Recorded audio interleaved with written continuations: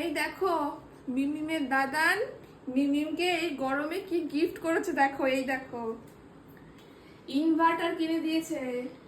মিমিমের গরমে খুব কষ্ট হয়, তাই এর জন্য মিমিমের ওই বাড়িতে এই ইনভার্টারটা লাগানো হবে। ওই দাদান গিফট করেছে।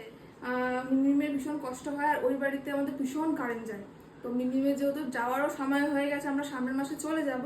তো আস্তে আস্তে এবার ঘর গোছানো চলছে, আস্তে আস্তে টুকটুক করে আমরা ঘর গোছাই। মিমিমের গিফট দাদানের পক্ষ থেকে, তাই তো শোনাই, তোমার আর গরমে কষ্ট হবে না। কার কাছে থাকবে মিমিম? মিমিমকে কালকে দিদিনের কাছেই রেখে যাবো, আর আমি আর মিমিমের দাদার মিলে ওই বাড়িতে যাবো। গিয়ে সবকিছু গোছগাছ করে মানে সবকিছু ফিটিংস করে তারপরে আবার রাত্রিবেলা চলে আসবো। মিমিম সারাদিন কালকে দিদিনের কাছে থাকবে। হ্যাঁ থাকবে তো মামা, থাকতে হবে মামা, নাহলে কি করে কাজ হবে বলো।